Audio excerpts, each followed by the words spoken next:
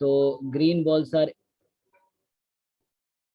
8 ना, green are 8, तो हो गया बस 8C2, ये हो जाएगा 8C2 अपॉन बी था, टोटल हमने बी का प्रोबेबिलिटी फाइंड किया ही था ऊपर, ठीक है ना, वो बी का फाइंड हमने किया था कि both are of same colour, तो यहाँ फाइंड किया था 49/153, नहीं तो करना पड़ता 49/153।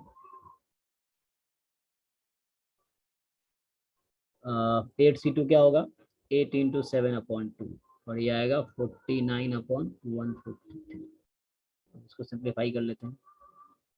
अच्छा एक मिनट, ये मैंने सिर्फ नंबर ऑफ आउटकम्स लिखा है सर वो कार्डिनलिटी ऑफ टी है ना। Yes yes you are right, तो यहाँ पे नीचे आएगा क्योंकि वो नंबर ऑफ एलिमेंट ही नहीं आया ना, तो यहाँ मुझे लिखना पड़ेगा 8C2 कार्डिनलिटी ऑफ ए है upon cardinality of sample space, जो कि होगा 18C2 ना, तो वो नीचे आएगा। या एक तरीका और था, चलो इससे कर लेते हैं, 8 × 7/2 और इसका होगा 18 × 17/2, ये तो न्यूमरेटर हुआ, ठीक है, और अपॉन डिनोमिनेटर है 49/153। अब इसको सिंप्लीफाई कर लेते हैं,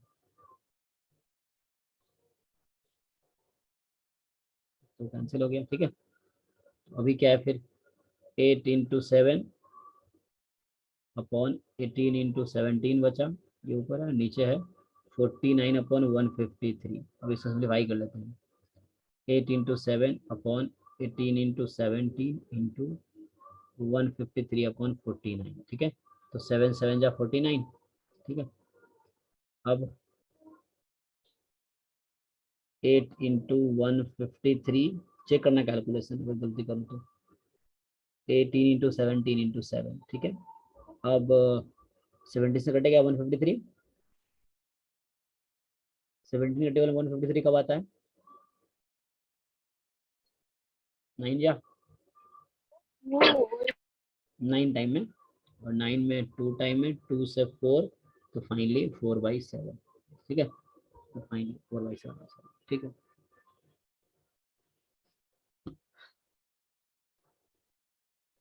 ठीक है,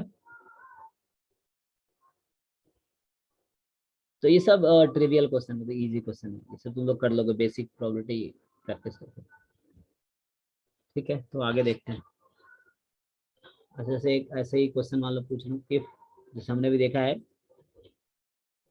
A is subset of B, है ना, देन तुमसे पूछ लेगा probability of A given B is equal to probability of A, हो सकता है probability of B given A is equal to probability of A, ऐसा पूछ सकता है।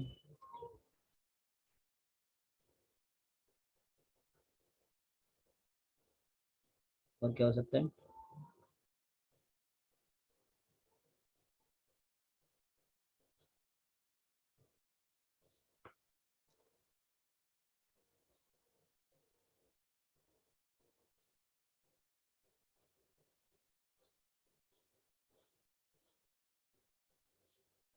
बहुत इजी क्वेश्चन, बस मैंने ऊपर जो कॉन्सेप्ट यूज हुआ उसी में मैंने न्यू क्वेश्चन बना दिया। Probability of A given B is probability of A upon probability of B, बताओ इसमें से कौन सा करेक्ट होगा, ये इजी है, और सिंपल मैंने बोला है ए सबसेट है बी का, मतलब इवेंट है A B are two events such that A is subset of B, then which of the following will be correct.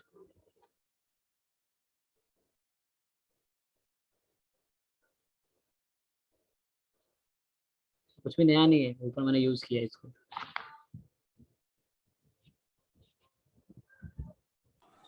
Sir सी और डी। सर सी और डी सर। लेकिन इस बात का ध्यान रखना है तुम्हें,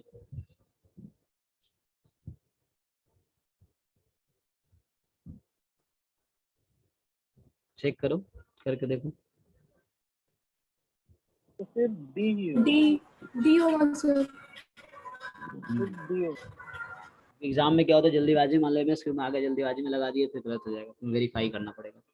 तो ए सबसेट है बी का, तो ऑब्वियसली ए भी गलत होगा क्योंकि सैंपल स्पेस इसमें होगा बी, है ना।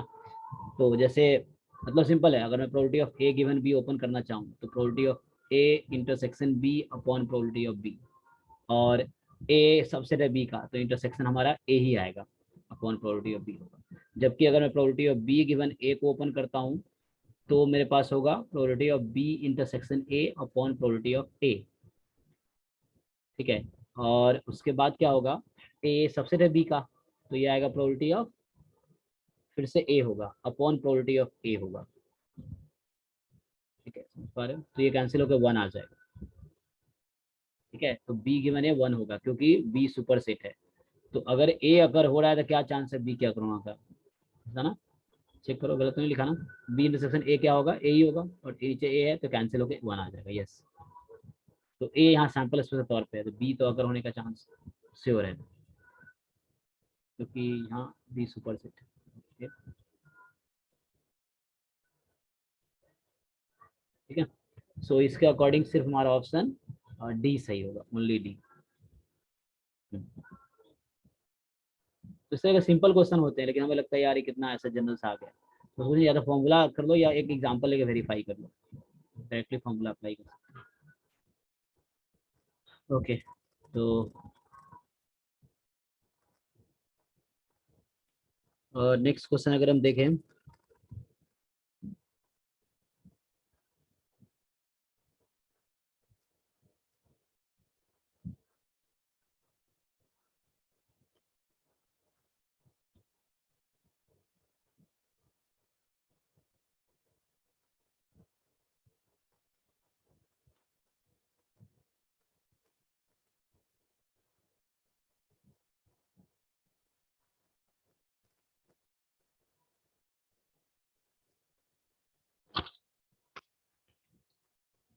तो आगे इन्होंने कुछ कॉन्सेप्ट दिया है, probability of occurrence of A before B, इसका फॉर्मूला लिखा है।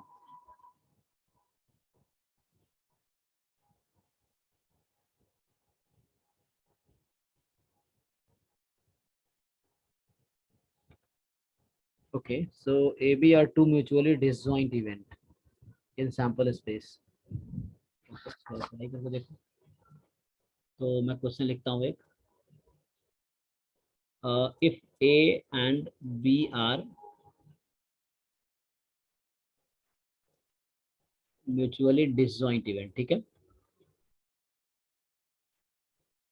ना। A and B are mutually disjoint मतलब mutually exclusive या disjoint है, then probability of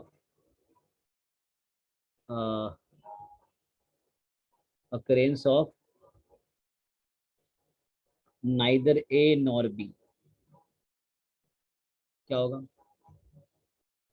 neither A nor B is, चलो मैं ऑप्शंस देता हूँ।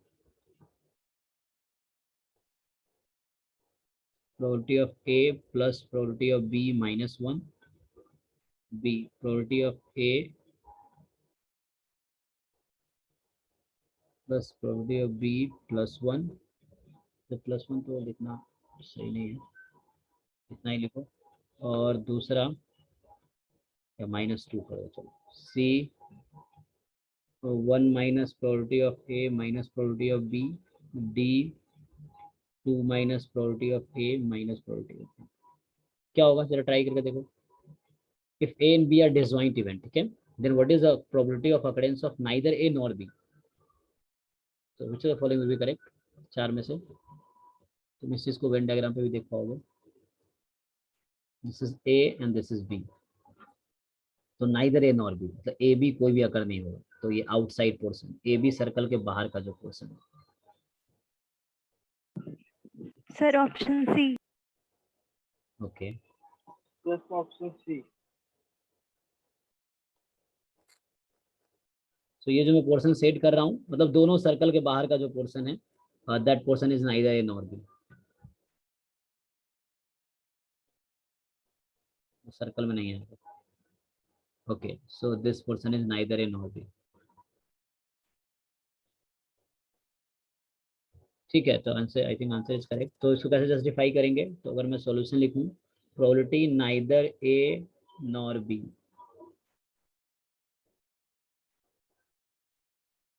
तो यहाँ से होगा A complement intersection B complement, ठीक है। तो है ना, नाइदर ए नॉर बी, ना तो ए एंड ना बी, या दूसरे तरीके से लिख सकते हो A union B whole complement. तो ये दोनों इक्वल क्यों होता है? By De Morgan's law. De Morgan's law है, फॉर्मूला है ना, डी मॉर्गन्स लॉ। क्या कहता है ये? तो डी मॉर्गन्स लॉ के according you already know A union B whole complement is A complement intersection B complement, पहला फॉर्मूला ये है। और डी मॉर्गन्स का दूसरा फॉर्मूला है A intersection B whole complement is A complement union B complement. ठीक है, तो उस लॉ के हिसाब से यहाँ पे मैंने यूज किया है बोथ आर इक्विवेलेंट। अब कॉम्प्लीमेंट हटाना है तो 1 minus probability of A union B, और 1 माइनस तुम्हें probability of A union B का फॉर्मूला पता है, PA प्लस PB, ठीक है, PA plus PB minus PA intersection B. But you have given that A and B are disjoint. So disjoint means nothing common. अच्छा, तो मैंने यहाँ बनाया जो फिगर वो disjoint के लिए गलत हो जाएगा ना, इसको बेटर ऐसा करते हैं, अलग अलग बनाए थे A, क्योंकि क्वेश्चन में गिवन है disjoint है, तो ऐसा बना लो, कुछ भी कॉमन नहीं है। ठीक है, तो क्वेश्चन के अकॉर्डिंग हमने बनाया। तो ये जो outside portion, because nothing common, वो तुम्हें गिवन है। So this probability is 0. So finally 1 minus probability of A minus probability of B. ठीक है, so this is fine. Okay, अब क्वेश्चन इज दिस, डायरेक्टली तुम्हें फॉर्मूला डिराइव कर रहा है, तो मैं भी डिराइव करवा रहा हूँ, तो फिर रट्टा नहीं मारना पड़ेगा। और एक क्वेश्चन जो था 7th क्वेश्चन चैप्टर 1 के एक्सरसाइज का जो था कि जब डाइस रोल कर रहे हो तो क्या प्रोबेबिलिटी है इवन पहले आएगा ऑड से, या ऐसा पूछ लेता है ना, तो वही बोलना चाह रहा है कि तो ए बी, अभी तो मैंने एक फॉर्मूला लिखा कि A B are two events and they are disjoint. So what is the probability that neither A nor B will occur? This, okay. अब आते हैं क्वेश्चन पे, what is the probability that A will occur before B? Direct formula इसका है ना, तो मैं 4 option इसका भी दे सकता हूँ, जैसे क्वेश्चन होगा, क्वेश्चन लिख देता हूँ। If A and B are two disjoint events, then probability that A will occur before B is, so options are this.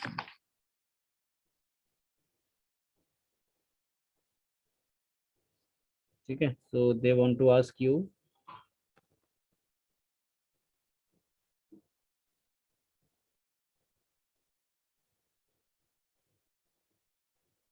Sir PB one A पूछना चाहते हैं क्या? हाँ पीबी वन ए पूछना चाहते हैं क्या इसमें? नहीं नहीं नहीं, I want to ask, नहीं क्वेश्चन तो हो गया है, what is the probability that A will occur before, मैं तो ऑप्शन सेलेक्ट कर रहा हूँ, you can try this in terms of PA and PB you can answer it. A B कोई दो इवेंट है, ठीक है, जैसे एग्जांपल के तौर में बोलता हूँ, तुमने एक डाइस को रोल किया, क्या प्रोबेबिलिटी है कि 1 पहले आएगा 2 से, तुमने डाइस को और तब तक रोल किया जब तक 1 ना आ जाए, ऐसा समझो। हाँ, क्या प्रोबेबिलिटी है 1 पहले आएगा 2 से, बस इतना पूछा है, तुमने इनफाइनाइट टाइम टॉस करो, कोई प्रॉब्लम नहीं है। ये दूसरा क्वेश्चन बोल सकता हूँ मैं, तुमने एक कॉइन को टॉस किया, क्या प्रोबेबिलिटी है कॉइन पे हेड पहले आएगा टेल से, मतलब मान लो 10 बार में हेड आया, मतलब इस तरह कहीं भी कि हेड पहले आएगा टेल, इस तरह क्वेश्चन। तो how will you answer in terms of P and P? तो मैं ऑप्शंस बना रहा हूँ, तो ओके यू कैन ट्राई।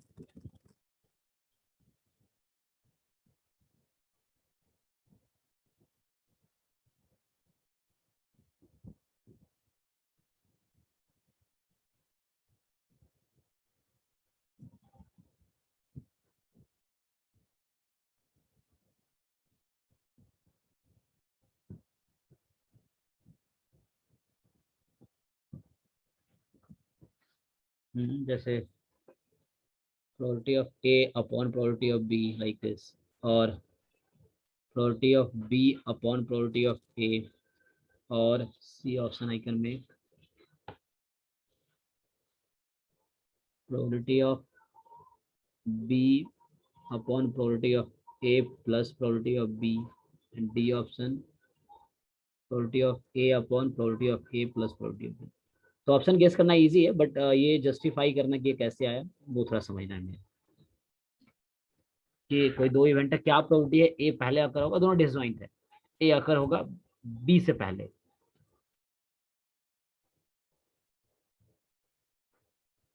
ठीक है, सोचो।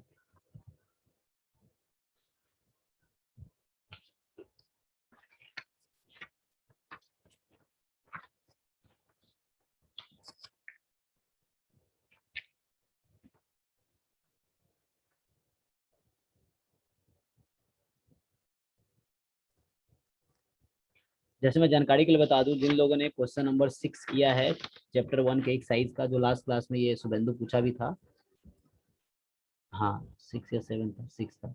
The first one, what is the probability that we will win the game? तो बिल, जॉर्ज एंड, ये था क्या 7 पूछा था, Ross in order to first one rolls an even number wins। Okay, हाँ मतलब 3 लोग गेम खेल रहे हैं, 3 लोग ना।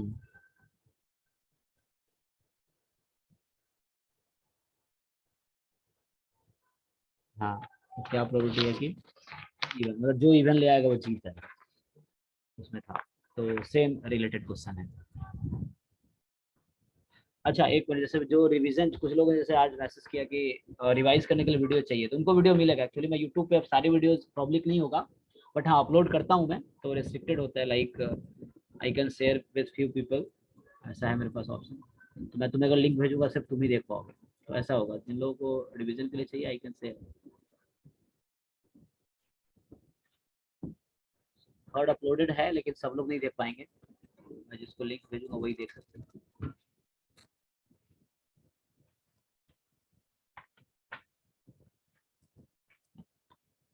भेज दूंगा उन लोगों को जिन लोगों ने आज पूछा है।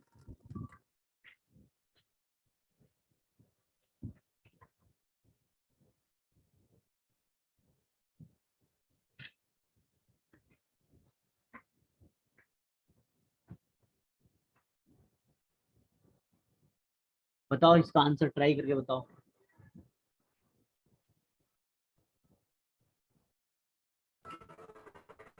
सर डी होगा सर। डी होगा, कैसे?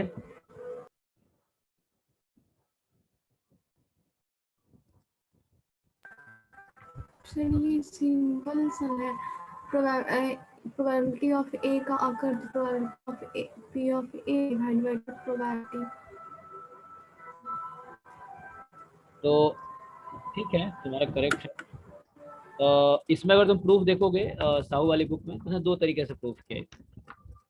तो 2 तरीके से सेम चीज प्रूफ किया है। तो एक तरीका से उसने ज्योमेट्रिक बोलिए है, मतलब जीपी इनफाइनाइट सम का तरीके से। मेरा लॉजिक समझना है, देखो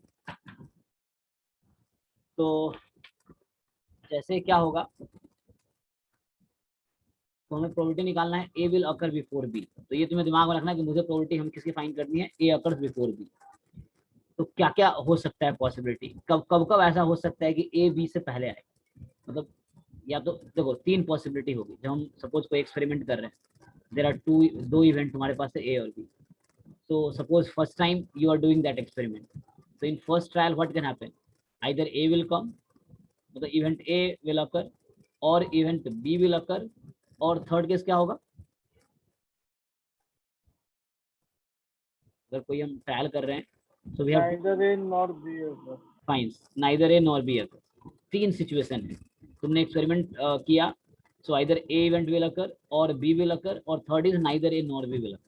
बट हमें प्रोबेबिलिटी किससे फाइंड करनी है कि क्या प्रोबेबिलिटी है ए बी से पहले होगा। तो हमें इस बात का ध्यान रखना है कि हमें प्रोबेबिलिटी उसकी फाइंड करनी है कि ए बी से पहले आकर होगा। हमें वो केस नहीं चाहिए जहां बी पहले आया होगा ए से, हमें सिर्फ वो केस देखना है जहां ए पहले होगा बी से। तो देखो जरा उसका केसेस कंसीडर करते हैं। तो अभी मैं पहला प्रूफ करता हूँ, दूसरा मेथड शुरू करूँ जैसे उसने किया। तो प्रोबेबिलिटी है मुझे फाइंड करना है ए अकर्स बिफोर बी। ठीक है, तो ऐसा हो सकता है कि फर्स्ट टाइम तुमने टॉस किया और वहीं पे ए आ गया, तुम्हारा काम यही खत्म हो गया, क्योंकि ए पहले आ गया ना बी से। Are you getting? जैसे फर्स्ट ट्रायल किया एंड ए आ गया पहले बी से, दैट्स ऑल, मुझे यही है। और ये प्लस क्यों लिख रहा हूँ? What are the more situations? और मींस प्रोबेबिलिटी में क्या सेंस होगा? प्लस का, तो प्लस। सेकंड केस इज देखो बी को मुझे पहले नहीं लेना है, क्योंकि मुझे प्रोबेबिलिटी किसकी फाइंड करनी है? ए अकर्स बिफोर बी, तो मुझे बी को पहले नहीं लेना। तो सेकंड और सेकंड सिचुएशन क्या होगी ना? If this does not happen, if in first trial A do not occurs, then what will happen? So if A do not occurs, then what will happen? It may that in first trial हम ऐसा case नहीं लेंगे B पहले आ गया ऐसे, क्योंकि मुझे उसकी प्रोबेबिलिटी चाहिए ही नहीं, मुझे चाहिए ए अकर्स बिफोर बी, हम वो केस करते हैं। तो may be in first toss what can happen? Neither A nor B occurs. तो उसकी प्रोबेबिलिटी क्या हमने फाइंड किया था ऊपर मैंने इसीलिए फाइंड किया था कि इसकी जरूरत पड़ेगी। तो मे बी दैट तुमने फर्स्ट टाइम टॉस किया और neither A nor B, A B में से कुछ भी नहीं हुआ, ना ए इवेंट अकर हुआ ना बी अकर हुआ, तो क्या अकर हुआ होगा? तीसरा केस था नाइदर ए नॉर बी। उसकी प्रोबेबिलिटी क्या है? हमने फाइंड किया था ना ये वाला। चलो इसको कुछ नोटेशन दे दो, जैसे उस बुक में तुम देखोगे तो आर दिया, नाम दे दिया आर अपने, ठीक है। इसको एक आर नोटेशन ले लिया ताकि बार बार इसको ना लिखना पड़े इतना लंबा time. So see what is the chance that, what is the probability that A will occur before B? So first thing is you do first experiment and in first time you get A, that's all. Or second situation may be neither A nor B occurs. So what is the probability of neither A nor B occurs? तो हमने यहाँ पे लिया है, उसको notation दिया है R, means 1 minus PA minus PB। कब? जब A B disjoint है, ठीक है। A B disjoint है लिखा था, so A and B are disjoint, mutually disjoint, then this. So second is neither A nor B occurs, the probability is R, but you want that probability of A should occur before B, then उसके बाद हो सकता है second time में A occur हो जाए, ठीक है ना। हमें प्रोबेबिलिटी वही कंसिडर करनी जहाँ A B से पहले हो रहा है, इसलिए उसके बाद B हुआ होगा। और थर्ड क्या है कि फर्स्ट टू टाइम में A B में से कुछ भी नहीं आया और थर्ड टाइम में प्रोबेबिलिटी ऑफ A आ गया, तो हमें वहीं पे स्टॉप है जहाँ प्रोबेबिलिटी ऑफ A मिल गया, ठीक है, क्योंकि A अकर बिफोर B, जहाँ पे A हमें मिल गया मतलब आगे काम गेम है। Plus maybe first 3 time you get neither A nor B, the first 3 time में, and fourth time you get A, और this will continue to the infinite terms. So again I'm repeating, in the first time you try and you get event A, or maybe in first time you get neither A nor B, and second time you get A. A has to occur before B, you remember. So either A can occur in first time, or A can occur in second time, or A can occur in third time, or A can occur in fourth time, or fifth time. So before that we will not occur, because I don't want to consider that case. I want to consider A occurs before B, so only I will take that case. So R is neither A nor B occurs. So this thing may happen that in first trial neither A nor B happens, then second time A occurs, or situation in first two time neither A nor B occurs, and third time B occurs, so on. So in all cases you will find PA is common. So what is left to you? 1 plus R square plus R cube and so on. Okay, so what is the sum of all? PA. So what is 1 upon 1 minus R, fine. ये होता है ना first and term geometric infinite sums of geometric series, A upon 1 minus R. Okay, so R मैंने नाम दिया था किसको? 1 minus R was 1 minus probability of A minus probability of B, that we named that R. Simplify कर लो तो PA upon PA plus PB, fine. तो ये एक तरीके से प्रूव हो गया। So C said correct answer. So D was the correct option. So A will occur before B. ठीक है, पर देख लो, अगर लॉजिकली कुछ प्रॉब्लम है तो यू कैन आस्क। ये सब प्रैक्टिस करो बताएगा। इसमें मैं क्वेश्चन करके दिखा रहा हूँ, ये जनरल कर रहे हैं तो सारे क्वेश्चन इस फॉर्मूले से आ जाएगा, मैं इसको एक क्वेश्चन करके भी दिखा देता हूँ। मैं वेरीफाई करूंगा इस फॉर्मूले पर क्या दोनों तरीके से आंसर आएगा, वेरीफाई करता हूँ। ओके, तो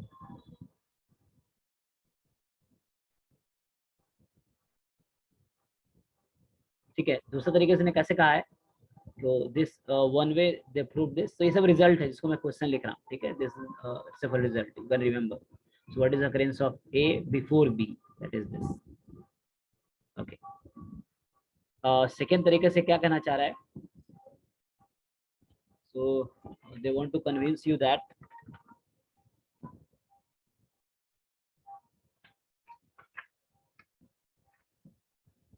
event A occurs before B can also be interpreted as the conditional event. So event A occurs before B means occurrence of event A given that A union B has already occurred. So देखो क्या बताना चाह रहा है, so A occurs before B मतलब A B दोनों occur हो रहा है, fine, मतलब probability that A occurs before B, ये ना. So what is the probability of occurrence of A when A or B occurs? Okay, so they want to say these two are same thing. अब इसको justify करना हो, ठीक है ना, A occurs before B.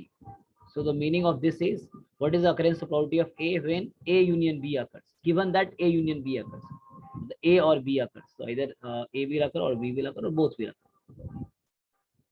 So what is the occurrence of probability of A given A union B? So means this is A and this is B. Fine. So आगे इसको कैसे ओपन करेंगे?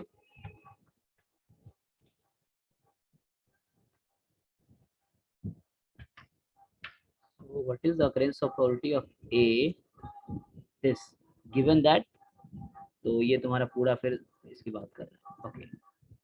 A union B occurs. So what is chance of occurrence of A? A occurs before B. Okay. इसको open करो, क्या आएगा? So तुम्हें पता है A given B का फॉर्मूला, इसको अगर अप्लाई करेंगे तो क्या आएगा? A intersection A union B upon probability of A union B. अच्छा, यहाँ फिर से मैंने ऐसा बना दिया फिगर, मतलब मुझे गिवन है डिसजॉइंट है, सॉरी फॉर दैट. तुम्हें ऐसे हाँ बनाना होगा. This is A, this is B, because we have given the disjoint, they are disjoint. Okay, so हमें क्वेश्चन में given है कि they are disjoint. Disjoint है तो कुछ भी कॉमन नहीं होगा. तो अगर इसको इंटरप्रेट करेंगे तो this is like this. So what is probability of occurrence of A? ठीक है ना, given that A और B occurs, ठीक है, A occurs before B, but total sample space ऐसा होगा कि या तो A अकर हो या B अकर, कोई भी पहले अकर हो सकता है. बट मुझे ये जानना है कि A पहले अकर होगा, इसकी क्या प्रोबेबिलिटी है. अगर ये पूछा प्रोबेबिलिटी और क्या होगा, प्रोबेबिलिटी होगा कि B पहले अकर करेगा A से, मतलब A B दोनों अकर होगा, इधर A और B will occur, either A or B will occur. So what is the chance that A will occur first? So this is this, and if you simplify this, so क्या होगा intersection इसका, A का intersection A union B के साथ, तो common formula है, क्या होगा ये पूरा,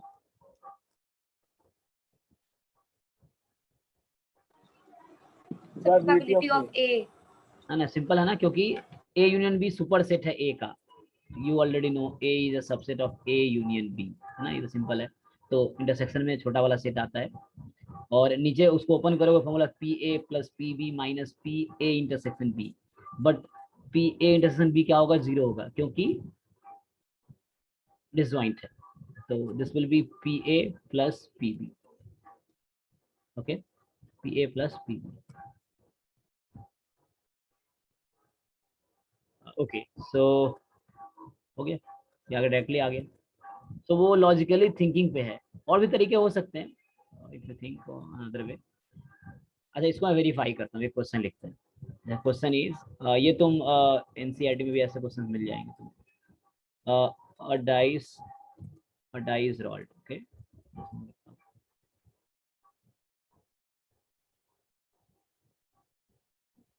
So question is, what is the probability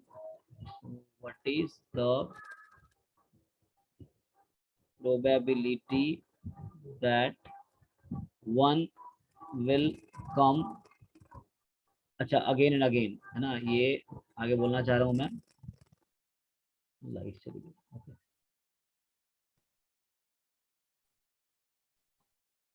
ठीक है, चलो कोई बात नहीं.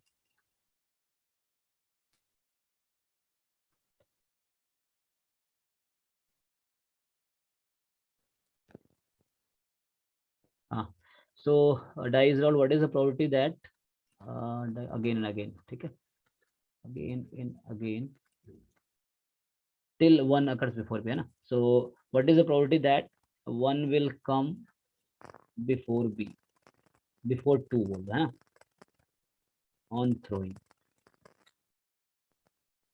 Again again. तो इसको ट्राई करो मैनुअली. ऐसे तो मैं दोनों तरीके से वेरीफाई करूंगा क्या ये सेम फॉर्मूला देता है. ठीक है. सो die is rolled again and again. What is the probability that one will come before two? So क्या प्रोबेबिलिटी है, तुम डाई को रोल कर रहे हो तो वन पहले आएगा टू से. तो क्या आंसर होगा ऐसे, तुम किसी भी तरीके से सोच के बता सकते हो मुझे. मैं फॉर्मूला तो पता ही चल गया तुम्हें. ऐसे आंसर बताओ मुझे क्या होगा.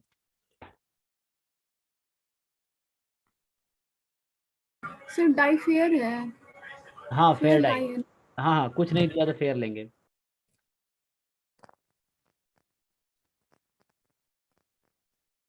ठीक है चलो इसको फेयर कर देते हैं.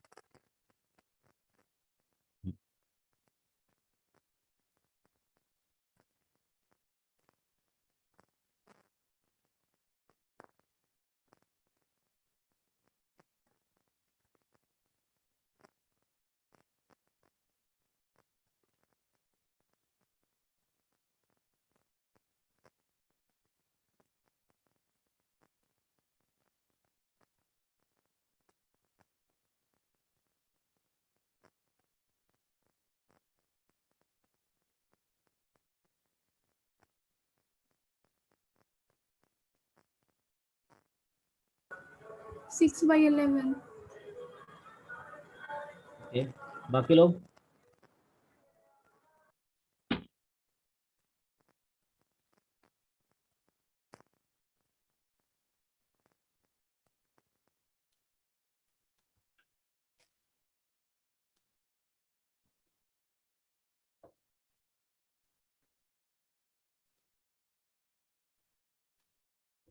चलो 6/11 आया. कोई आंसर तो मैंने भी याद नहीं मुझे, तो 6/11 ए ऑप्शन.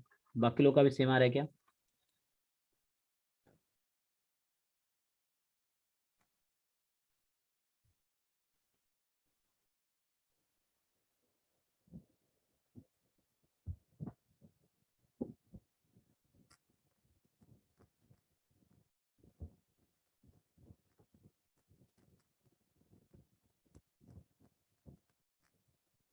बाकी लोग आ ही नहीं रहा है क्या ऐसा है.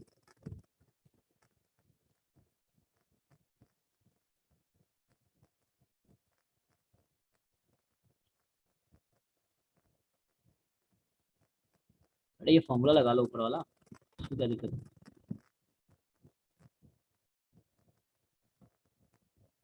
इसके हिसाब से तो कुछ और आएगा. यहाँ पे ए इवेंट होगा गेटिंग वन, बी इवेंट होगा गेटिंग टू, एंड डिसजॉइंट है फाइन. तो प्रोबेबिलिटी ऑफ ए होगा 1/6, प्रोबेबिलिटी ऑफ बी होगा 1/6. तो 1/2. हाँ इसके अकॉर्डिंग तो 1/2 आ गया. तो मैं दूसरे तरीके से भी देखूंगा. मतलब अगर हम ये फॉर्मूला यूज करें जो हमने देखा है, तो उसके अकॉर्डिंग तो 1/2 आ जाएगा. लाइक जैसे हमने अगर मैं सॉल्यूशन में दो तरीके से करूंगा, एक तो फॉर्मूला यूज करके, दूसरा मैनुअली जो ट्रेडिशनल वे है. चेक करना चाहता हूँ क्या वो सेम आंसर देगा.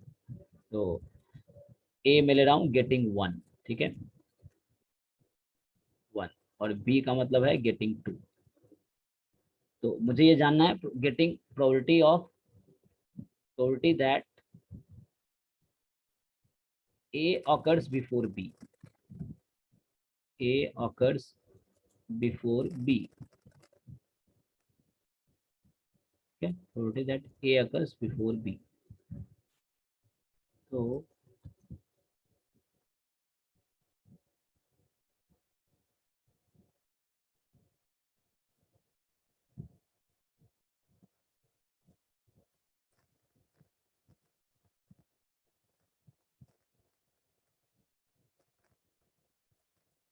तो इसके हिसाब से फॉर्मूले के हिसाब से था P A plus P B. Check करो तो ये तो इसके हिसाब से 1/6 है, वन आने की. 1/6 प्लस 1/6, तो ये ऐसे तो 1/2 आ गया. सेकेंड तरीके से देखे जैसे हमने पहले किया है, तो क्या चांस है कि ए विल अकर बिफोर बी, है ना. what is the chance that A will occur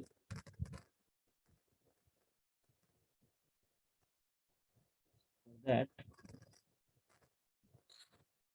A occurs before B। तो उसके लिए यही था कि हो सकता है फर्स्ट टाइम में ए आ जाए, ये मतलब 1 आने की प्रोबेबिलिटी, तो 1/6, और हमें फिर से ए पहले चाहिए बी से, मतलब 1 अकर्स बिफोर 2, ये मतलब ना प्रोबेबिलिटी 1 बिफोर 2, तो 1 आने की प्रोबेबिलिटी 1/6 है, और 1 नहीं आया तो 2 भी नहीं आया, क्योंकि मुझे चाहिए 1 पहले बी से 2 से, तो 1 2 कुछ भी नहीं आया, तो क्या आ सकता है 3 4 5 6, तो 4 है तो 4/6, neither A nor B, answer तो वही आएगा एट लास्ट 4/6। हो सकता है सेकेंड टाइम में 1 आ जाए, या पहले 2 बार में नहीं आया, हो सकता है थर्ड टाइम में आ जाए, ठीक है ना, पहले 3 बार में 1 नहीं आया, फोर्थ टाइम में आ सकता है, लेकिन हमेशा ए को बी से पहले आना है, क्योंकि मुझे उसकी प्रोबेबिलिटी चाहिए, इसीलिए हमें बस वही केसेस की प्रोबेबिलिटी काउंट करनी है।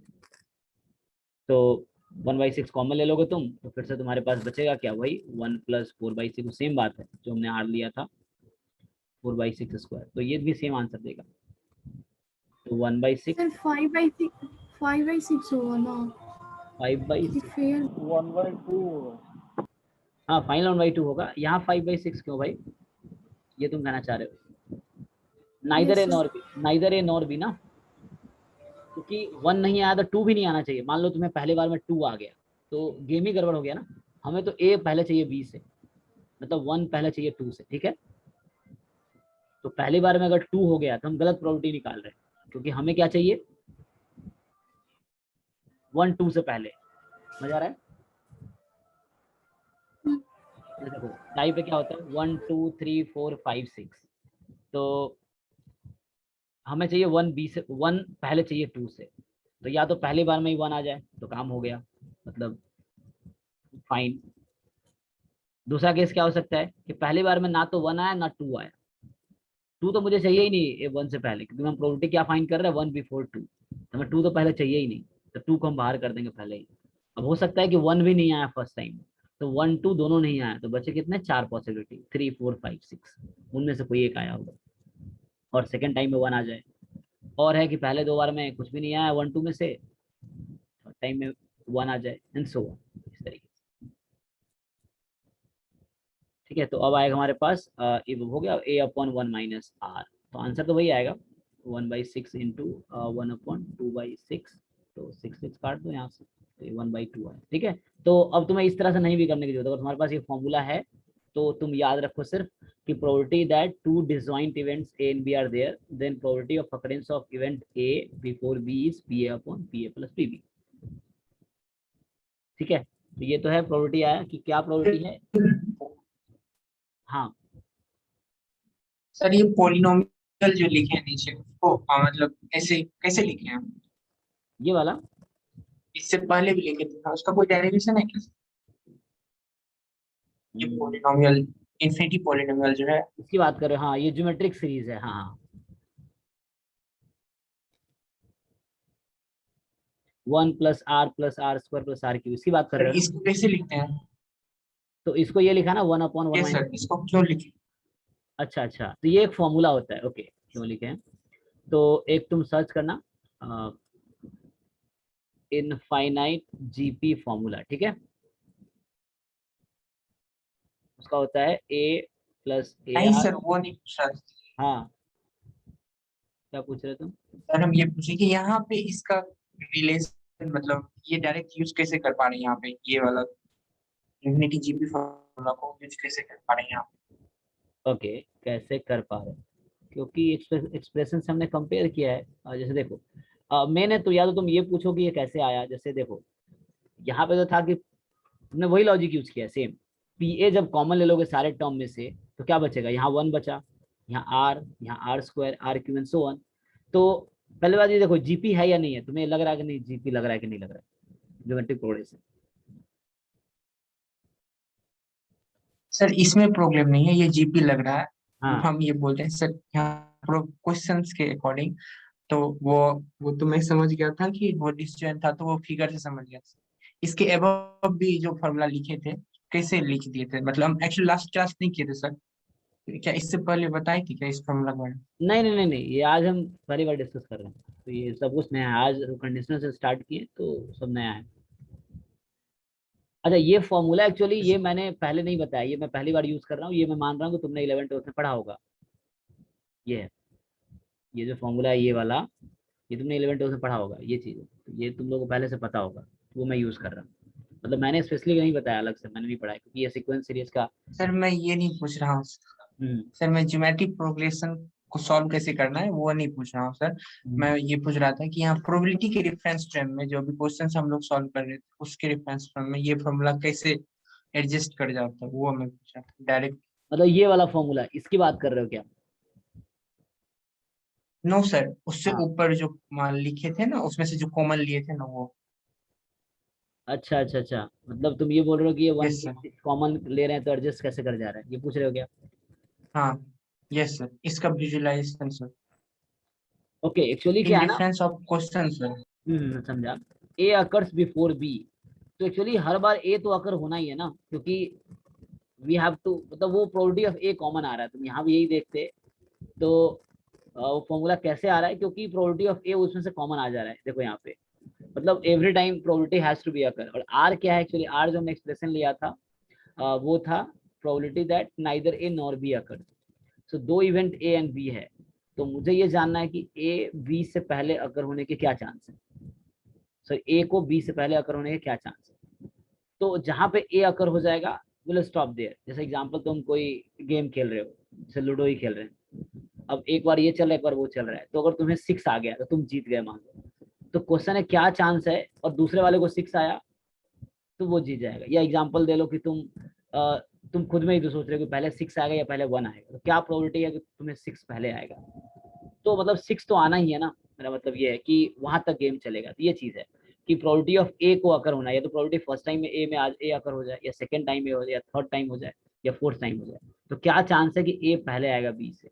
तो जब ए अकर हो गया, सो दैट्स ऑल।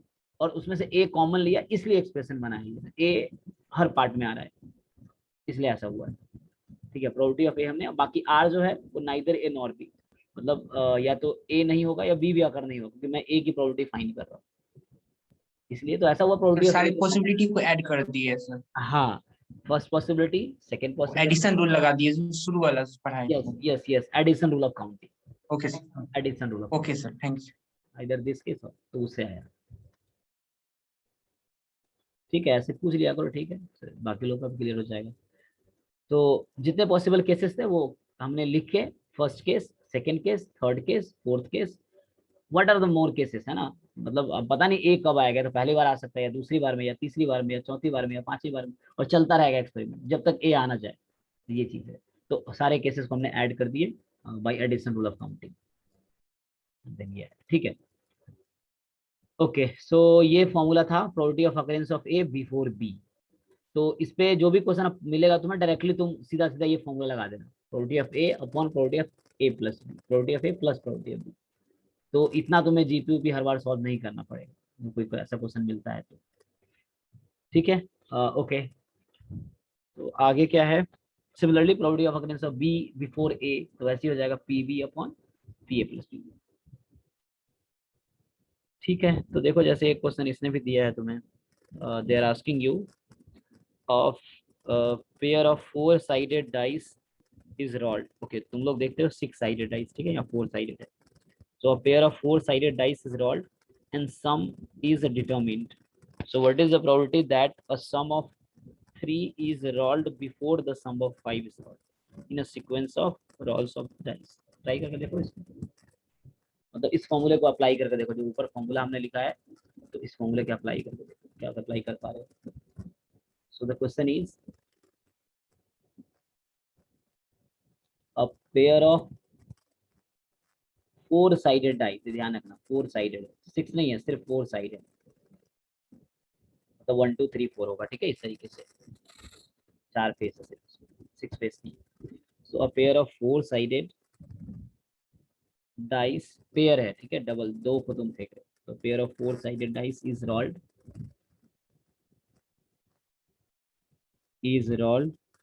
एंड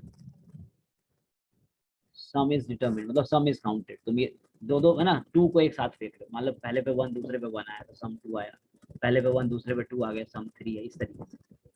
और 4 फेस ही है तो 1 2 3 4 ही लिखा हुआ है इस तरह फेस एक dice. Okay, so a pair of four-sided dice is rolled and sum is determined. So question is, what is the probability that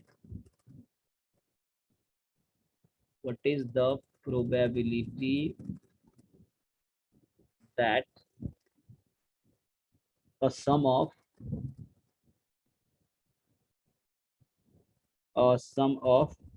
3 is rolled before the sum of 5? Before a sum of 5. ठीक है, बताओ।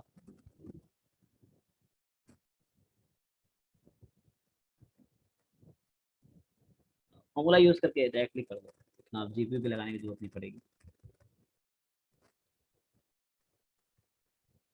खुद से करना ताकि समझ सको, है ना, मेन अंडरस्टैंडिंग। नए क्वेश्चन आएंगे तभी कर पाओगे।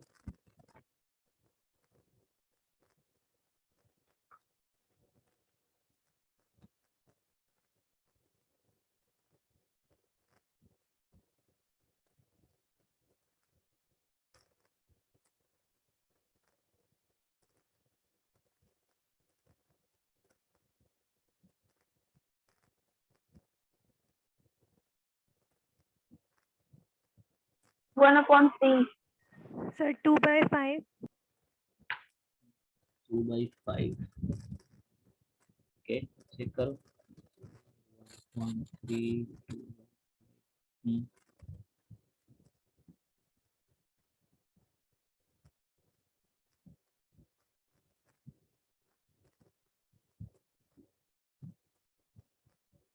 ध्यान रखना ये 4 साइडेड डाइस था, 6 साइडेड मत लेना, 1 से 6 तक नहीं जाना।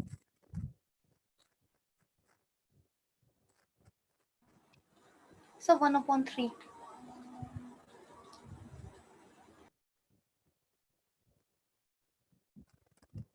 और पेयर को हमने डॉट किया ना, इसमें कुछ भी दे सकते हैं ना, 2/3 3/5 इस तरह से कुछ भी ऑप्शन हो सकता है। तो यहाँ पे क्या है कि ओमेगा अगर मैं लिखूँ तो क्या होगा, दोनों पे 1 आ सकता है, एक पे 1 2 1 3 1 4 इस तरीके से पेयर ऑफ डाइस में डबल लिखना, ठीक है, हो सकता है पहले पे 2 वो दूसरे पे 1 2 2 2 3 2 4 3 1 3 2 3 3 3 4 4 1 4 2 4 3 4 4, ठीक है, this is the sample space क्योंकि 4 साइड है। अब ए इवेंट में दे देता हूँ जो उसने पहले बोला है, सम ऑफ 3। सो सम ऑफ 3 इसमें क्या क्या आएगा, कौन कौन से आउटकम आएंगे, 3 किसका सम है, यही दोनों है ना, इसमें होगा 2 1 एंड 1 2 या 1 2 एंड 2, ठीक है। बी इवेंट क्या होगा, सम ऑफ 5, सम 5 कब आएगा, जब ये होंगे, सॉरी जब 4 हो गया, सम 5 कब होगा, जब ये वाला होगा ना। तो इसमें आएगा 4 1 3 2 2 3 और 1 2। अब तुम देख पा रहे हो दोनों डिसजॉइंट है, ए इंटरसेक्शन बी 5 है, तब तुम वो फॉर्मूला लगा सकते हो, ठीक है, तुम्हारे जो 2 इवेंट है वो डिसजॉइंट होने चाहिए। तो probability that A occurs before B, A occurs before B, तो क्या फॉर्मूला है इसका, P A upon P A plus P B, ये तब है जब डिसजॉइंट है, ओके, ध्यान रखना। सो ए की प्रोबेबिलिटी क्या होगी, ए में कितने आउटकम है और कुछ नहीं दिया है तो ये हम फेयर कंसीडर करेंगे, ठीक है ना।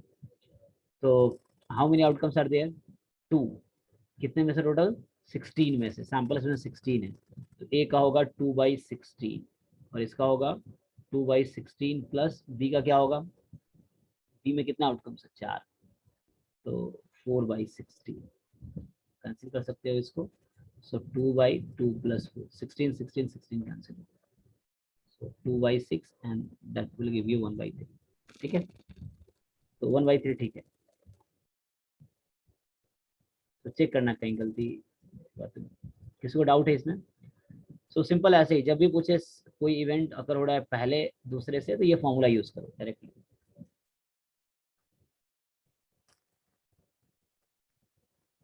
लेकिन डिसजॉइंट होना चाहिए तब ये फॉर्मूला काम आएगा।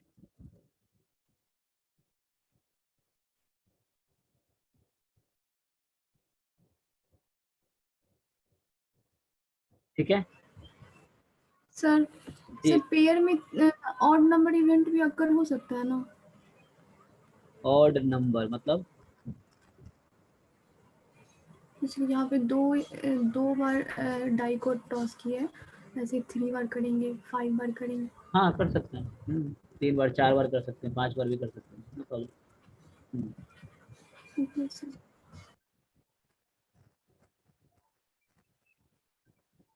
ओके तो आगे क्या है, ये अगला टॉपिक क्या है। मैं बुक ही फॉलो कर रहा हूँ, ठीक है, जो बुक में जैसे सीक्वेंस है उसी सीक्वेंस में कर रहे हैं। तो बाद में जब असाइनमेंट करेंगे देखेंगे क्वेश्चंस पे बेस्ड कितने आए हुए हैं। Okay so this was question. Next question is if we randomly pick two television sets in a succession from a shipment of 240 television set out of 15 are defective, so what is the probability that they will be both defective? Okay, तो ये आता है multiplication rule of counting. तो पहले मैं उसको थोड़ा बताया था, गलत नहीं है। देखो क्या होता है कि हमने देखा है formula, probability of A given B is P A intersection B upon P B, ठीक है। और similarly probability of B given A लिखूंगा मैं, तो probability of B upon probability of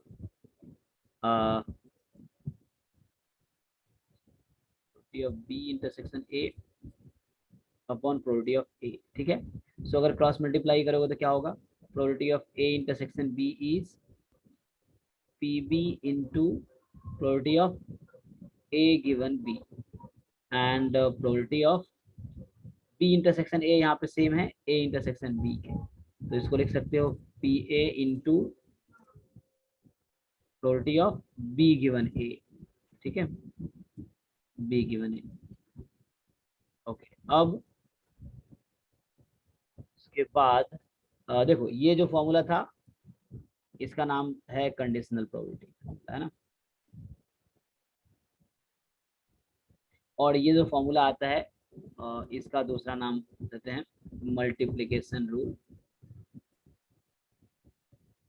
rule of probability. So क्या है, तो एक ही फॉर्मूला से दोनों आया है, बस डिफरेंस क्या है कि यहाँ तुम ए गिवन बी की प्रोबेबिलिटी फाइंड करते हो, यहाँ पे क्या है तुम occurrence of A and B दोनों फाइंड करते हो। मतलब probability of A intersection B का मतलब हुआ कि probability of occurrence of both the event A and B. तो इसको मैं अगर अच्छे से लिखूंगा तो probability of A intersection B मतलब what is the probability that both event A and B will occur.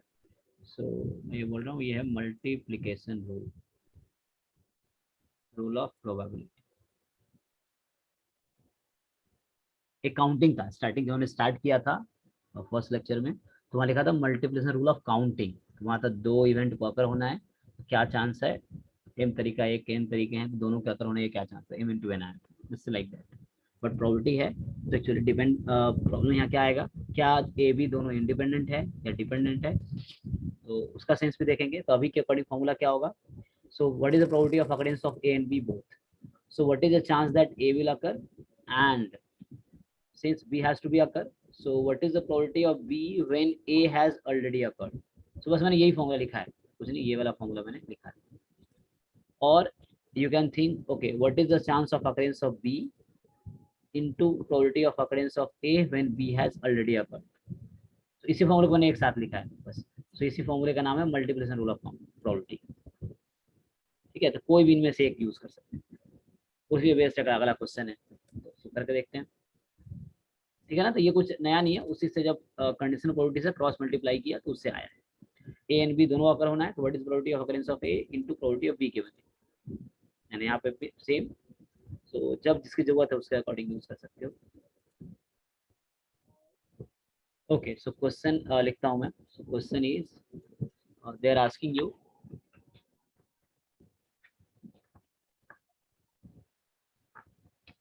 देखो करके। So if we randomly pick 2 television set in the succession from a shipment of 240 television set which in which 15 are defective, है ना? So what is the probability that both will be defective? So मैं directly अपने word में लिख देता हूँ. So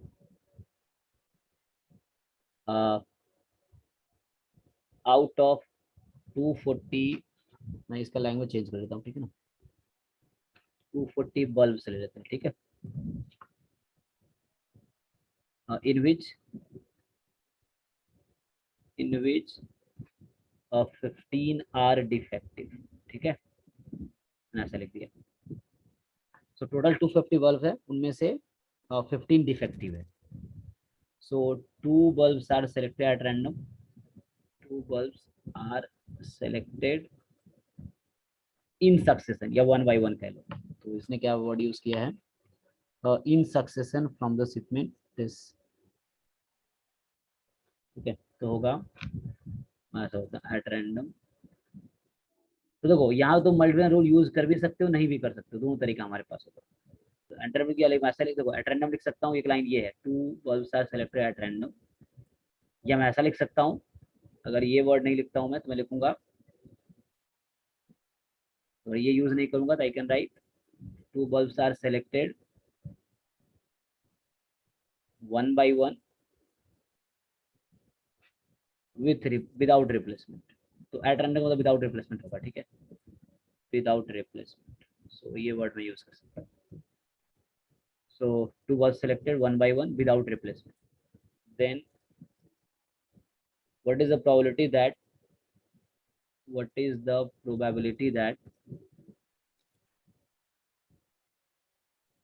both are defective?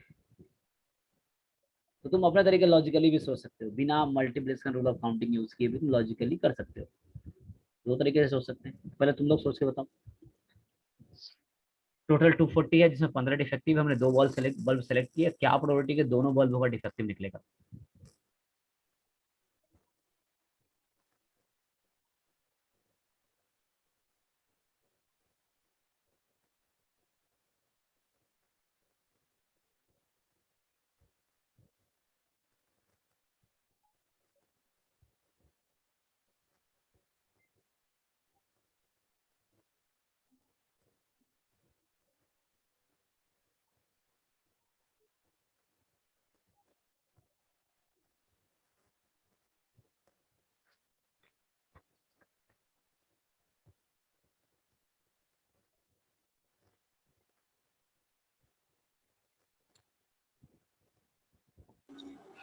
So 15 C2 by 240 C2.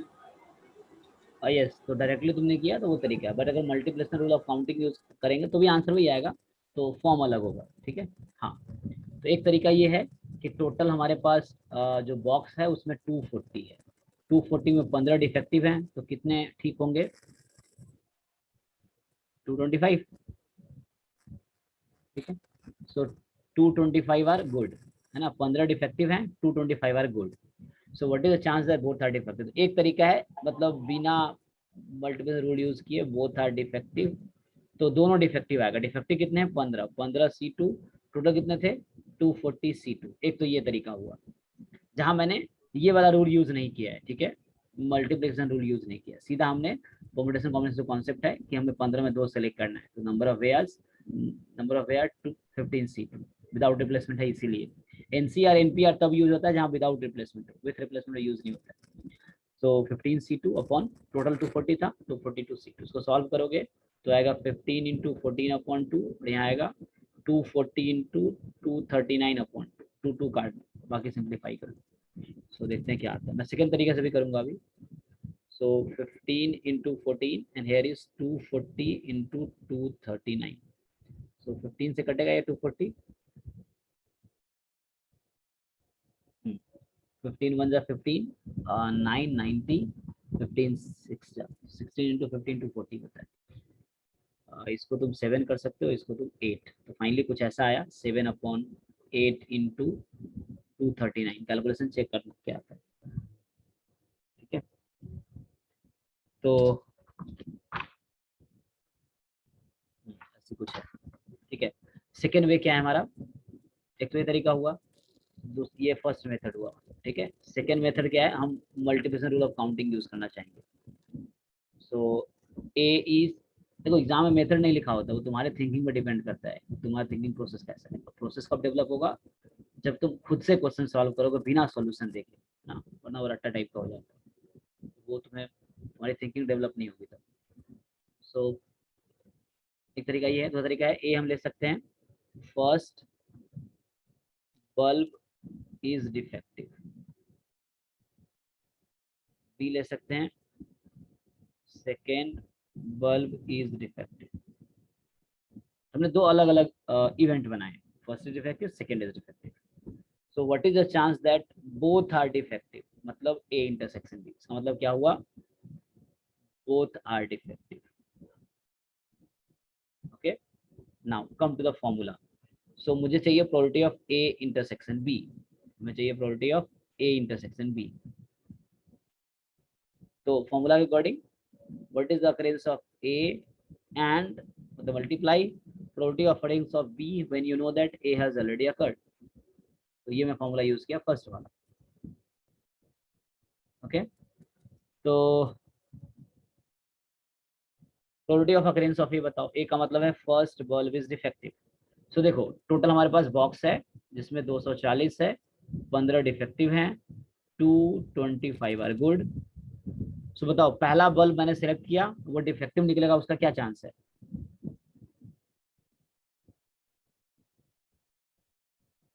240 में से 15 डिफेक्टिव है ना गुड है, हमने एक बल्ब सेलेक्ट किया और पहला वाला बल्ब डिफेक्टिव निकलेगा, उससे क्या चांस है।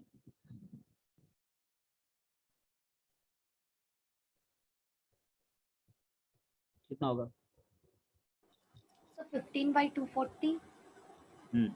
15 by 240 because there are 15 out of, and ध्यान रखना यहाँ विदाउट रिप्लेसमेंट लिखा है हमने क्या लिखा है, विदाउट रिप्लेसमेंट। तो विदाउट रिप्लेसमेंट है। Okay, now will come probability of B given A has occurred, मतलब तुम्हें दे दिया कि चलो पहला वाला डिफेक्टिव निकल गया, तो क्या प्रोबेबिलिटी है बी का, मतलब क्या प्रोबेबिलिटी है कि दूसरा वाला भी डिफेक्टिव निकलेगा। गिवन ए है, मतलब तुम्हें बता रखा है कि चलो पहला डिफेक्टिव ही था, तो बताओ सेकेंड वाला डिफेक्टिव निकलने का क्या चांस है, और ये विदाउट रिप्लेसमेंट है।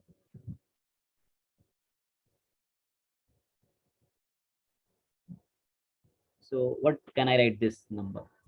Would be a B given A.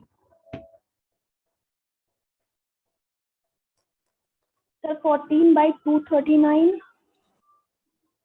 14 by 239. Yes. So why this changed? Because you have given first is defective. So one defective is already taken out. तो एक डिफेक्टिव पहली बार में निकल चुका है, तुम्हारे पास सिर्फ 14 बचे हैं, और इनमें से एक बाहर हो चुका है पहले ही, तो बस 239 बचे हैं। तो सेकेंड केस के लिए मतलब ऐसा है कि सेकेंड केस के लिए बात करेंगे तो मेरे पास अब सिर्फ बॉक्स में 239 है, जिसमें 14 डिफेक्टिव है, 14 and 225 are good in second case के लिए, मतलब इवेंट बी के लिए। इवेंट ए के लिए बात कर रहा था, बी के लिए क्या है, when A has already occurred, या बी गिवन ए बोलो, बी गिवन ए के लिए क्या है कि 1 हैज ऑलरेडी हो गया, तो 14 डिफेक्टिव है आउट ऑफ 239। अब तुम इसको मल्टीप्लाई करो, सेम वे कैंसिल करोगे तो ये कितने टाइम में, 16 टाइम में होगा, हुआ था ना, ये 16 टाइम में कैंसिल हुआ, फिर ये 7 हो गया और ये 8 हो गया, तो डायरेक्टली वही आंसर आएगा, 8 इंटू 239। तो आंसर सेम आया, कोई भी तरीका यूज करो। ओके, अगर विथ रिप्लेसमेंट होता, सपोज सेम क्वेश्चन में अगर विथ रिप्लेसमेंट लिखता हूँ तो क्या चेंज आएगा, तो उसके आंसर बताओ। अगर होगा कि a box contains 240 bulbs in which 15 are defective, ठीक है, 2 bulbs are drawn one by one with replacement. So find the probability that both bulbs are defective. बताओ।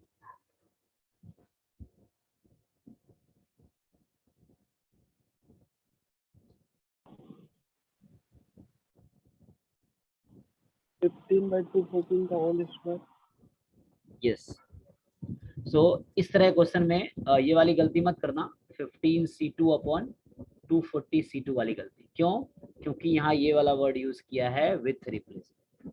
तो जहाँ ये वाला वर्ड यूज होगा मतलब क्वेश्चन वही है, अगर तुमने ध्यान नहीं दिया तो गलती हो जाएगी। 240 है जिसमें 15 तुम्हारे पास डिफेक्टिव है, 225 are good, you want to select 2 bulbs and what is the probability both are defective.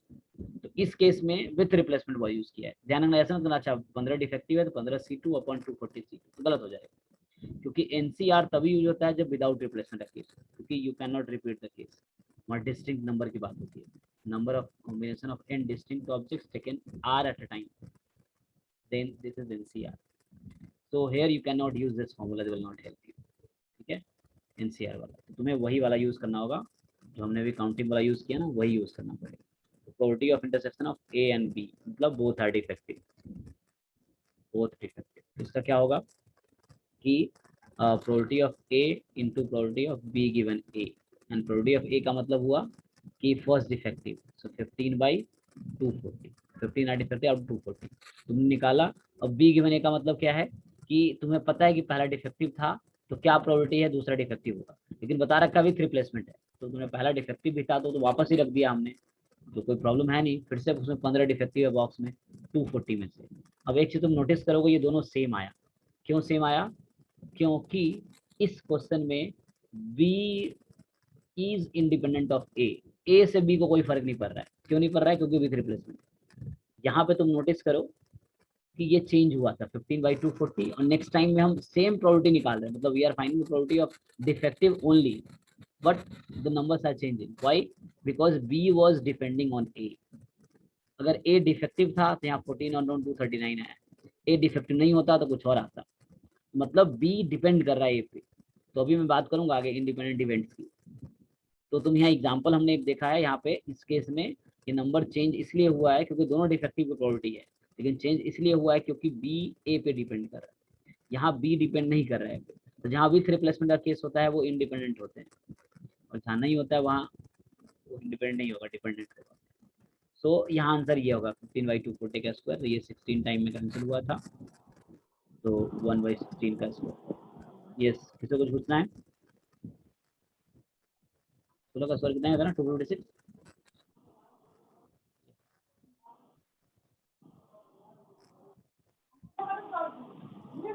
Okay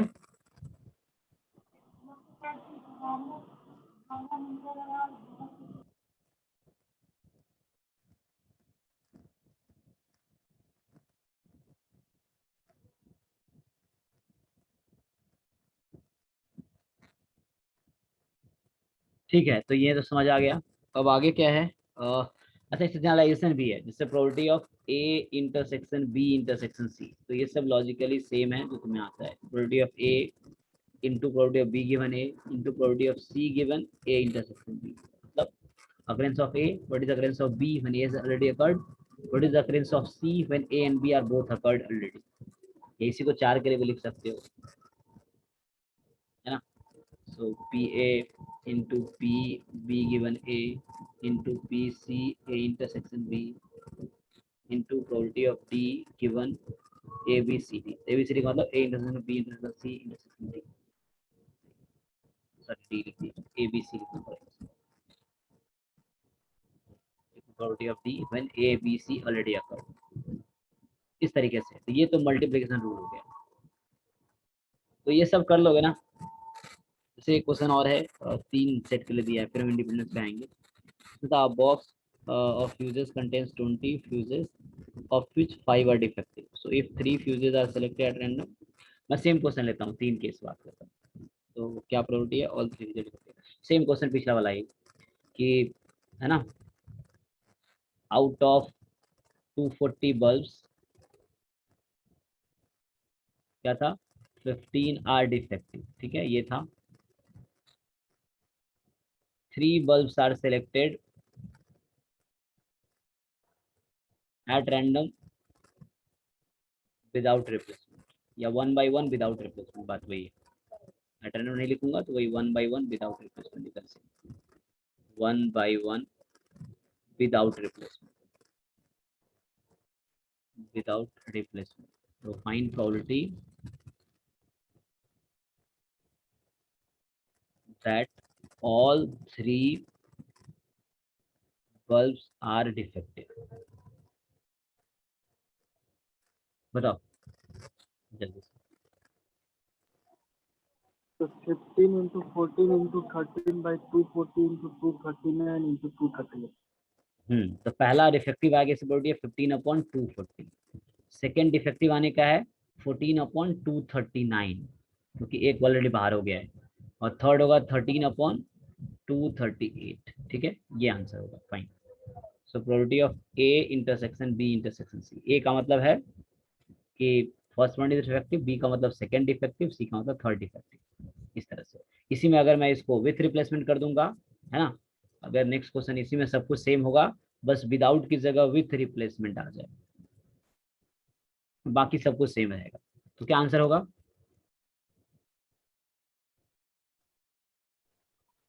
15 by 240 का होल थी। यही 3 बार आ जाएगा ना।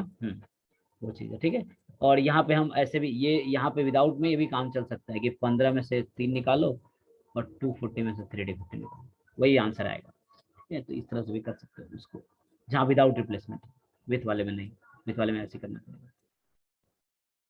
ओके, ठीक है, तो अब आते हैं जरा इंडिपेंडेंट इवेंट पे। तो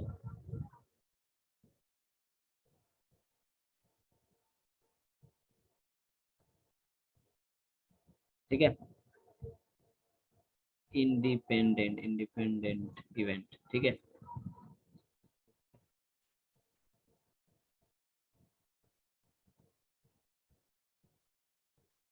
हाँ बताओ। सो डेफिनेशन में क्या स्टार्ट करें? Two events A and B या ई एंड एफ लिख सकते हैं, are independent if and only if. तो बताओ तुम लोग कौन से डेफिनेशन से स्टार्ट करते हो? तो बताओ मुझे। इंडिपेंडेंट कब होगा? Two event.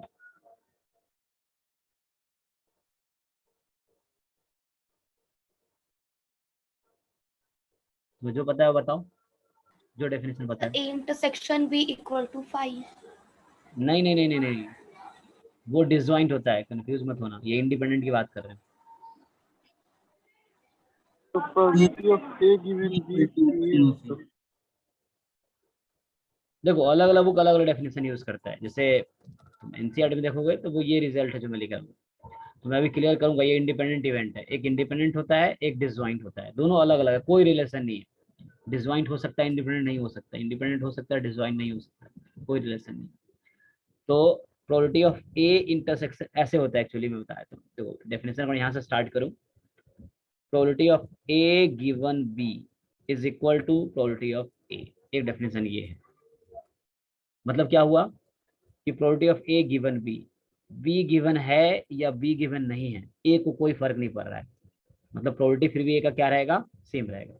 मतलब लेफ्ट में क्या है? Probability of A given B, B given है तब ए की प्रोबेबिलिटी है। राइट में प्रोबेबिलिटी ऑफ ए अलोन है, बी नहीं गिवन है, तो ए को कोई फर्क नहीं पड़ रहा है बी गिवन है या नहीं गिवन है। इसका मतलब क्या हुआ कि ए बी से इंडिपेंडेंट है, तो ऑब्वियसली बी भी ए से इंडिपेंडेंट है। तो ये डेफिनेशन के रूप में यूज करेंगे। तो इसी से हम और भी प्रूव कर सकते हैं। ये भी लिख सकते हो आगे कि this will imply probability of B given A same रहेगा प्रोबेबिलिटी ऑफ ए, मतलब बी को भी ए से फर्क नहीं पड़ रहा है। So probability of B given A will be probability of, sorry A नहीं बी, क्योंकि बी को फर्क नहीं पड़ रहा है इससे। तो probability of B given A given है या ए गिवन नहीं है, कोई फर्क नहीं पड़ता बी को। ठीक है, सो इसी से रिजल्ट फिर थ्योरम आता है। तो वो जो हम मोस्टली यूज करते हैं वो थ्योरम हो जाता है कि ए, अगर इसको डेफिनेशन लेके चलते हैं दोनों को, तो so A and B are independent, then probability of, then क्या, if and only if, ये भी हो जाएगा। then मतलब वन वे हुआ, एक टू वे कर दिया दोनों तरफ से। if and only if probability of A intersection B is PA into PB। ठीक है, so ये ज्यादातर यही यूज करूंगा, क्वेश्चंस करने में यही काम आता है ज्यादा, ठीक है।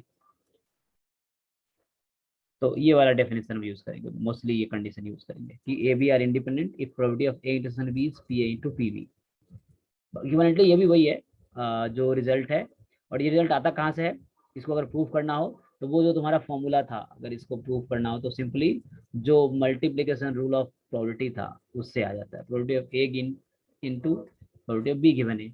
और since A and B are independent, तो मुझे पता है कि बी गिवन ए, तो बी को ए से फर्क पड़ नहीं रहा है, तो इसीलिए प्रोबेबिलिटी ऑफ ए और ये प्रोबेबिलिटी ऑफ बी हो जाएगा। तो यहाँ से आएगा, अगर इसको डेफिनेशन लेते तो वो वाला प्रूफ हो जाता, फिर वो वाला मल्टीप्लिकेशन रूल सही। ओके, तो ये तो इंडिपेंडेंट की कंडीशन हो गई। अच्छा, कंफ्यूजन क्या होता है बच्चों को डिसजॉइंट का, मैं फिर से बताता हूँ, ध्यान रखना। डिसजॉइंट का ही दूसरा नाम है म्यूचुअली एक्सक्लूसिव, म्यूचुअली एक्सक्लूसिव। और इसका मतलब होता है कि ए इंटरसेक्शन बी फाई होगा, तो obviously A intersection B phi होगा, मतलब probability of A intersection B 0 होगा। ये मतलब है डिसजॉइंट का। अगर डिसजॉइंट है तब ए इंटरसेक्शन बी की प्रोबेबिलिटी 0 होगी। इंडिपेंडेंट अलग चीज होता है डिसजॉइंट से, डिसजॉइंट इंडिपेंडेंट का कोई रिलेशन नहीं। तो यहाँ ये है इंडिपेंडेंट का कि ए बी इंडिपेंडेंट है, अगर ए इंटरसेक्शन बी 0 नहीं होगा, कोई जरूरी नहीं है 0 होगा, हो भी सकता है नहीं भी हो सकता है, लेकिन ऐसा कोई जरूरी नहीं है कि 0 आएगा।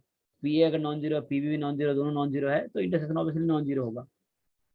तो इंडिपेंडेंट होने के लिए ये वाला कंडीशन है, और डिसजॉइंट होने के लिए ये वाला कंडीशन है कि ए इंटरसेक्शन बी 0 हो गया तो हम बोलेंगे डिसजॉइंट है। Probability of A intersection B is 0, then A B are disjoint.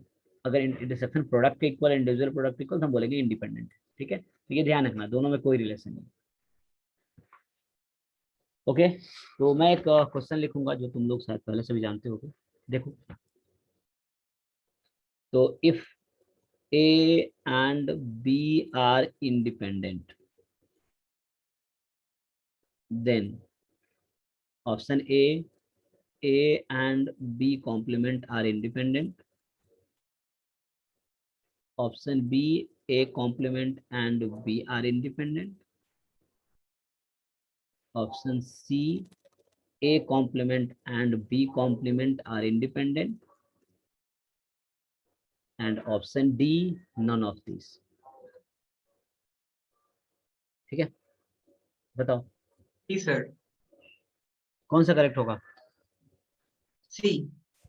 Only C. MSQ है, मान लो जैम का है एमएसक्यू, मल्टीपल सेलेक्ट क्वेश्चन, उसमें 1 2 3 4 कोई भी सही हो सकता है, ऑप्शन भी 2 भी 3 भी 4 हो सकता है, इस तरह के क्वेश्चन वहाँ होते हैं एमएसक्यू में। तो बताओ, ठीक है, तुमने सी बताया, ओके।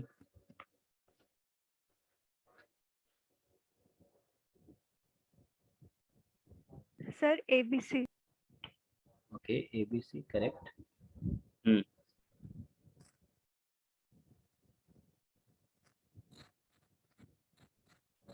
ऐसे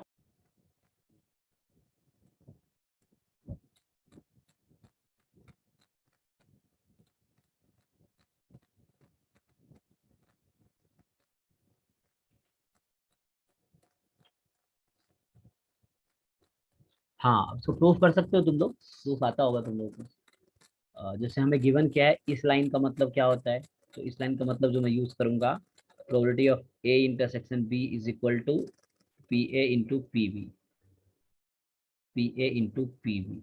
तो ये पहला स्टेटमेंट प्रूफ करने के लिए मुझे क्या प्रूफ करना होगा, कि पहला स्टेटमेंट अगर मुझे प्रूफ करना है तो मुझे प्रूफ करना होगा probability of A intersection B complement is equal to probability of A into probability of B complement, जो कि तुम लोग कर सकते हो, करके देखो। सेकेंड स्टेटमेंट प्रूफ करने के लिए मुझे प्रूफ करना होगा probability of A complement intersection B is equal to probability of A complement into probability of B, इस तरीके से। और probability of A complement intersection B complement is probability of A complement into probability of B complement, ये proof करना पड़ेगा। तो 1 2 3 minute का time लो, जरा करो तीनों प्रूफ। बस तुम्हें ये गिवन है, एक चीज गिवन है जिसको तुम्हें यूज करना है, only you want to use this, ठीक है। सो ये गिवन है।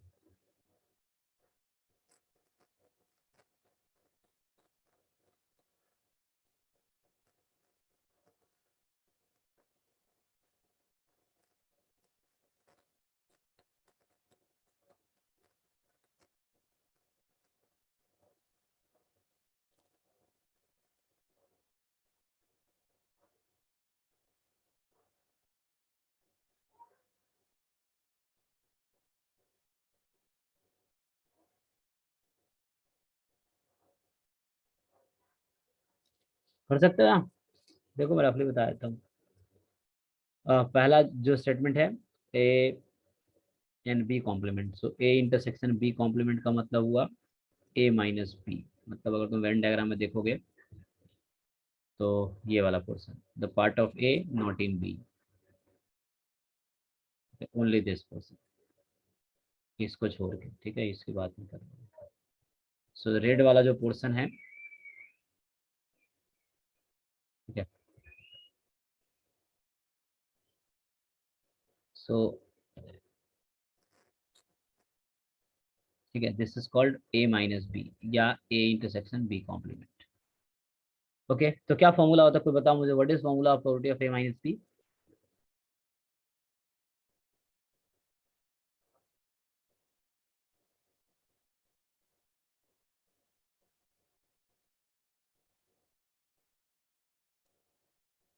हम्म,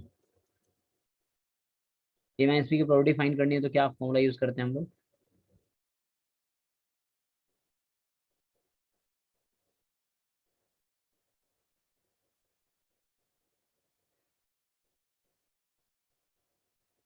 किसी को याद नहीं क्या? ये टाइम हो गया।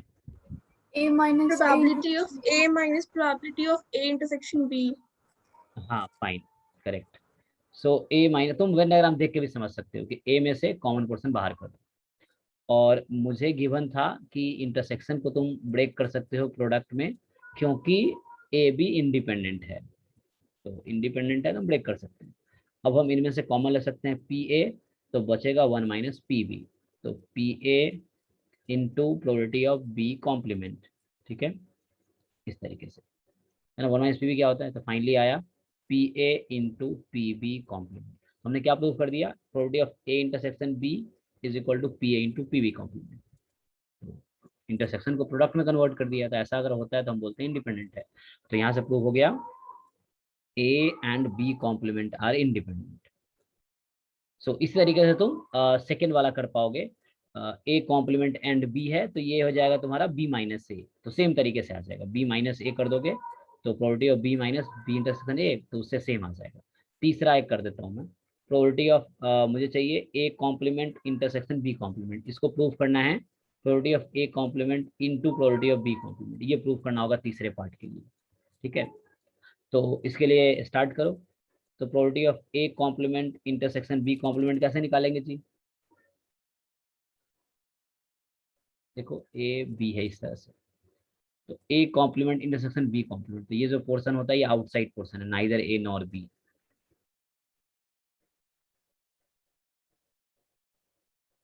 ठीक है ना, ये बाहर वाला पोर्शन है।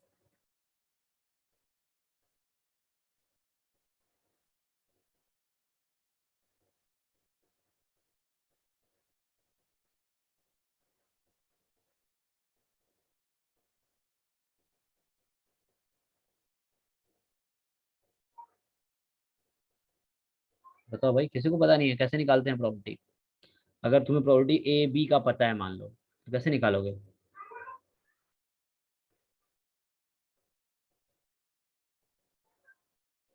डी मॉर्गन्स लगाओ भाई, डी मॉर्गन्स लगाओ।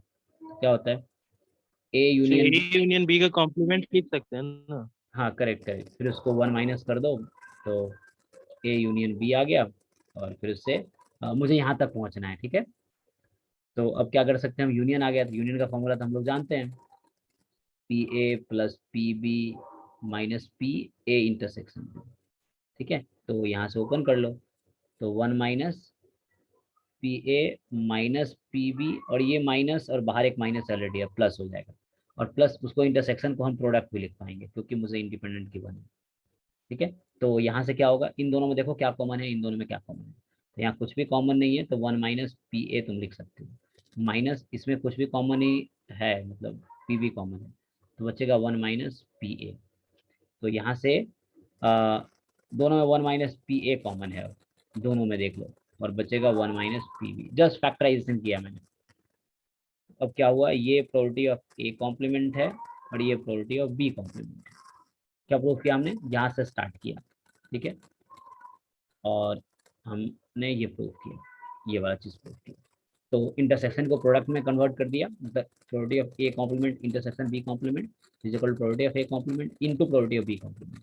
तो इसका मतलब है हमने ये प्रूव कर दिया कि A complement and B complement are independent.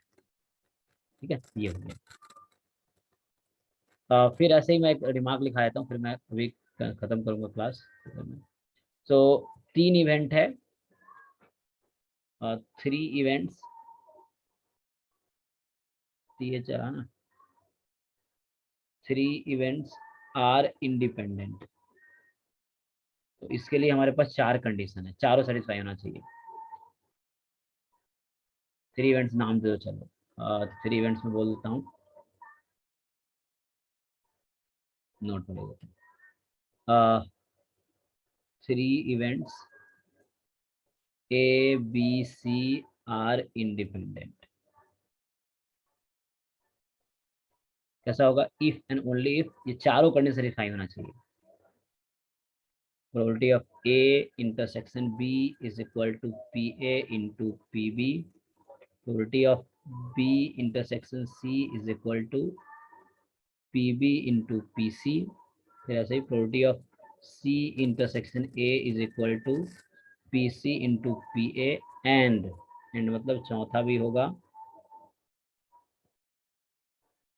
Probability of A intersection B intersection C P A into P B into P C. तो ये चारों condition if A B C satisfy all this 4 condition then will call A B C are independent. अगर कोई भी एक fail हो गया so that will not be independent. और अगर ये 3 ही सेटिस्फाई कर रहा है सिर्फ, तो उसको बोलते हैं पेयर वाइज इंडिपेंडेंट। अगर ओनली 3 सेटिस्फाई कर रहा है, चौथा नहीं कर रहा है, तो we call it pairwise independent, not independent. उसको इंडिपेंडेंट नहीं बोलेंगे। और यहाँ इंडिपेंडेंट मतलब म्यूचुअल इंडिपेंडेंट भी बात होता है। तो अगर सिर्फ ये 3 सेटिस्फाई करता है तो we call it pairwise independent. ठीक है, ये 3। ऐसे 4 के लिए होगा तो बहुत सारी कंडीशन आएंगी, मतलब A intersection B, B intersection C, C intersection D, A intersection D, और फिर 3 दिन के लिए भी, फिर 4 के लिए भी, तो बहुत सारी कंडीशन आ जाएंगी। ठीक है, तो ये इंडिपेंडेंस पे है। सो नेक्स्ट क्लास में इस पे क्वेश्चंस करके और फिर बेस थ्योरम है, तो बेस थ्योरम नेक्स्ट क्लास में करेंगे, मतलब total probability and Bayes theorem आएगा। तो मेनली नेक्स्ट क्लास में एक बार में इंडिपेंडेंस पे क्वेश्चंस करेंगे। सो ये सब वो चीजें हैं जो तुम्हें पहले से आती हैं, और ये एलिमेंट्री प्रोबेबिलिटी बस रिवीजन हो रहा है, ताकि असाइनमेंट में क्वेश्चन जब डिस्कस करें तुम्हें ऐसा ना लगे कि तुम लोग को टॉपिक भूल गए हो। ठीक है ना, तो इंडिपेंडेंट अभी होगा, नेक्स्ट क्लास में टोटल प्रोबेबिलिटी और बेस थ्योरम ये होता है। उसके बाद रैंडम वेरिएबल स्टार्ट होगा। तो रैंडम वेरिएबल से पहले हम असाइनमेंट करेंगे। तो नेक्स्ट क्लास में भी एलिमेंट्री प्रोबेबिलिटी की थ्योरी खत्म हो जाएगी, फिर हम असाइनमेंट डिस्कस करेंगे क्लास में, फिर उसके नेक्स्ट क्लास से रैंडम वेरिएबल स्टार्ट होगा। ठीक है, तो किसी को कुछ पूछना है, बताना है?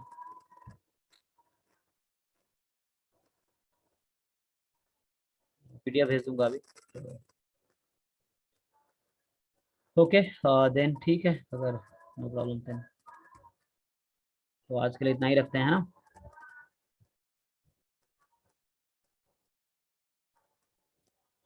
ठीक है, फिर good night and take care.